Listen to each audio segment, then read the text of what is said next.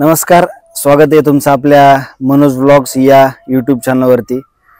सध्या आपल्या चॅनलवरती तुळापूरचा इतिहास ही एक प्लेलिस्ट सुरू आहे, ज्याच्यामधून आपण तुळापूरचा इतिहास आणि ह्या सगळ्या गोष्टी जाणून घेतोय। कारण आलेल्या प्रेक्षकांना किंवा आलेल्या इथल्या पर्यटकाला इथली काही माहिती नसते। यासाठी आधीच्या व्हिडिओमध्ये हा आपला भाग 2 आहे। भाग 1 मध्ये आपण पाहिलं की कशा पद्धतीने संगमेश्वराचा जीर्णोद्धार झाला आणि इथलं क्षेत्र कसं दुरुस्त झालं, कशा पद्धतीने इथं घाट बांधणी झाली किंवा काय काय घडलं, हे सगळं ह्या आधीच्या व्हिडिओमध्ये तुम्ही पाहिलं असेल।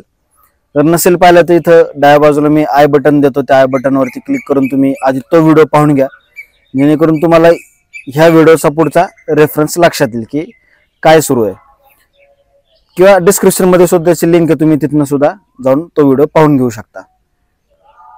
तर आजच्या व्हिडिओचा आपला विषय होता की इथं आणखीन कुठली कुठली मंदिरं आहेत, नक्की संगम कसा आहे, कोणत्या बाजूने कोणती नदी येते, संगम कुठे होतोय, काय हे सगळं तुम्हाला ह्या आपल्या आजच्या व्हिडिओतनं माहिती मिळणार आहे, तुमच्या ते लक्षात येईल। तर आपण व्हिडिओला सुरुवात करूया। तुम्हाला माझ्या मागे एक छान महादेवाचं मंदिर दिसत असेल, तुम्ही बऱ्याचदा इथं आल्यानंतर पाहिले असेल। तर हे मंदिर आहे महाबल्लाळेश्वराचं।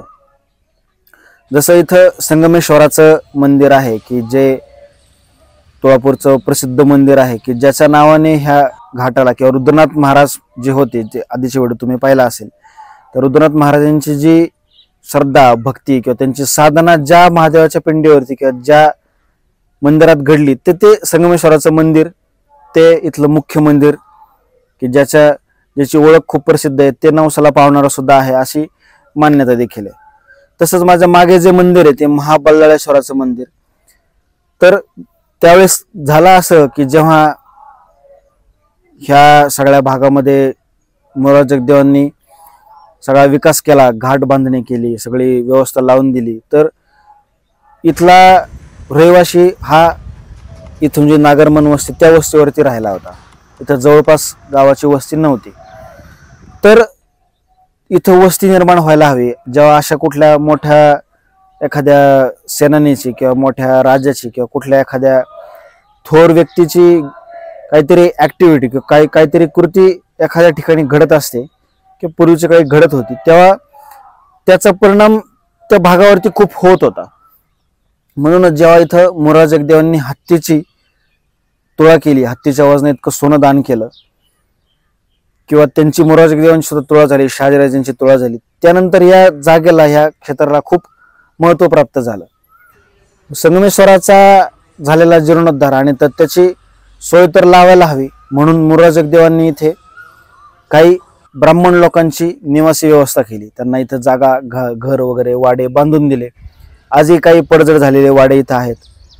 24 ब्राह्मणांचे इथं वाडे होते की जे या क्षेत्राची काळजी, निगा राखण्याचं काम करत होते। जसं मी मागच्या व्हिडिओमध्ये सांगितलं की जेव्हा 3 नद्यांचा संगम होतो, तेव्हा त्या ठिकाणी आपल्या धर्मामध्ये खूप मोठं महत्व प्राप्त होतं। आपण त्याला काशीच्या दर्जाचं पवित्र स्थळ मानतो किंवा प्रयागराजच्या दर्जाचं पवित्र स्थळ मानतो। तसंच इथं सुद्धा इंद्रायणी, भीमा, भामा या 3 नद्यांचा संगम झाल्यामुळं या क्षेत्राला सुद्धा खूप महत्व प्राप्त झालेलं होतं। हे सुद्धा तितकंच काशी इतकं पवित्र क्षेत्र होतं। आणि संगमेश्वराचा जो काही नंतर लोकांमध्ये प्रचार झाला की मोरार जगदेवांचा त्वचा रोग संगमेश्वराने दूर केला, तो नवसाला पावला, त्यानंतर इथं खूप लोकांची ओढ सुरू झाली, खूप लोकांचं जाणं येणं वाढलं।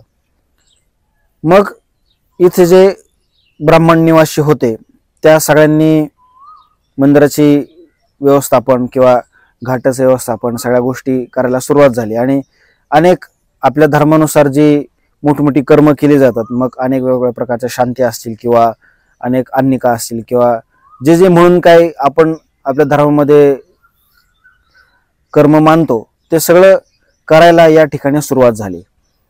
जसं आपण पाहतो त्र्यंबकेश्वराला आज बहुतेक प्रमाणात नारायण नागबली त्रिपिंडी श्राद्ध घडतं किंवा काशीला सुद्धा महाश्राद्ध आपण करतो, तसं या ठिकाणी सुद्धा व्हायला सुरुवात झाली। आणि ह्या क्षेत्राचं, ह्या गावाचं, ह्या भागाचं इतकं महत्व वाढलं की त्याची कीर्ती सर्वदूर पसरली. तर ते हे मागे महाबळेश्वराचं मंदिर आहे की ज्या मंदिराच्या आवारामध्ये आजही तुम्ही जर कधी आला असाल दर्शनाला तर आजही इथं अनेक प्रकारच्या शांती अनेक प्रकारच्या गोष्टी इथं केल्या जातात. कारण इथं ह्या भागामध्ये त्या संगमाचं त्या स्थानाचं महत्त्व आपल्या हिंदू धर्मामध्ये सांगितलेलं आहे. तसंच इथनं मागच्या बाजूला कोटेश्वराचं सुद्धा एक मंदिर आहे. ते छोटं महादेवाचं मंदिर आहे की ज्या ठिकाणी सुद्धा अनेक लोक त्यांची शांती किंवा अनेक गोष्टी करण्यासाठी येत असतात. एक संगमेश्वराचं मुख्य मंदिर, एक महाबळेश्वराचं मंदिर आणि कोटेश्वराचं, अशी 3 महादेवाची मंदिर आहेत. तुम्ही रुद्रनाथ महाराजांच्या समाधीच्या समोर डाव्या हाताला जर बघितलं तिथे एक छोटं मंदिर आहे महादेवाचं, त्याचं नाव आपल्याला माहिती नाही, पण ते छोटं महादेवाचं मंदिर तिथं सुद्धा आहे. तसंच आता आपण जाणून घेऊयात की इथं नक्की कोणती नदी कोणत्या दिशेने येते. तर चला पाहूया काय आहे नक्की संगमाचं महत्व. तर आपण आता जाणून घेऊ कशा पद्धतीने इथं संगम नक्की घडतो किंवा ह्या 3 नद्या एकत्र कशा होतात. तुम्ही माझ्या मागे बघू शकता, आता एकदम दुथडी भरून पाणी आहे, भरपूर नदीला पाणी आहे. उन्हाळ्याचे दिवस असून सुद्धा इथं खूप पाणी असण्याचं कारण आहे. कारण ही गोष्ट नक्की लक्षात ठेवा, पुढच्या आपल्या येणाऱ्या व्हिडिओमधनं ह्या गोष्टीचा रेफरन्स तुम्हाला फायद्याचा ठरेल की नक्की मी असं का म्हणतो की इथं उन्हाळा असून सुद्धा इथं पाणी भरपूर आहे. येणाऱ्या व्हिडिओमधनं तुम्हाला त्याचं कारण नक्की लक्षात येईल.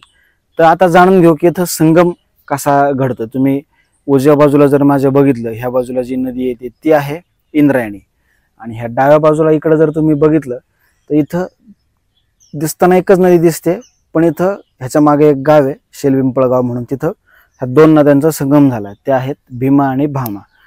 त्या 2 नद्यांचा संगम मागच्या गावात झाला, त्या नद्या वाहत इथपर्यंत आल्या आणि इथे येऊन इंद्रायणीला मिळाल्या. तर मागे जे तुम्हाला वडाचं झाड दिसतंय ते वडाचं झाडाच्या तिथं हा मुख्य संगम आहे.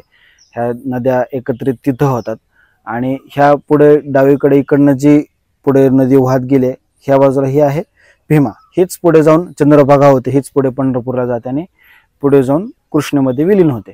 तर असा हा मुख्य संगम आहे. अनेक लोकांना इथं आल्यानंतर लक्षात येत नाही की 3 नद्यांचा संगम लिहिलंय, पण नक्की 3 नद्या आहेत कोणत्या.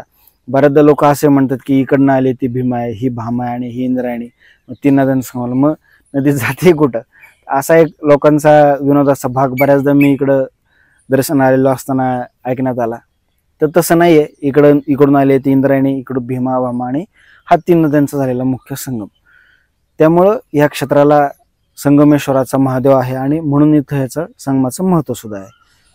तर या व्हिडिओमधनं आपण पाहिलं की नक्की तुळापूरमध्ये कुठली कुठली मंदिरं आहेत आणि इथं आल्यानंतर कोणत्या कोणत्या मंदिराला भेट द्यायला हवी.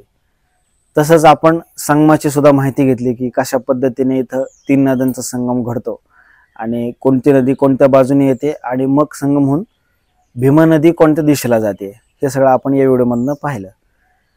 तर अजूनही काही व्हिडिओ आपल्या चॅनलवरती येणार आहेत. ही प्लेलिस्ट पुढे कंटिन्यू होणार आहे. तुम्ही आपल्या चॅनलला आत्ताच सबस्क्राईब करून ठेवा, लाईक करा, या व्हिडिओला शेअर करा जास्तीत जास्त लोकांसोबत, कारण असे व्हिडिओ तुम्हाला दुसऱ्या चॅनलवरती नक्कीच पाहायला मिळणार नाहीत.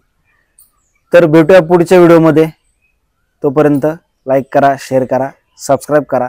धन्यवाद.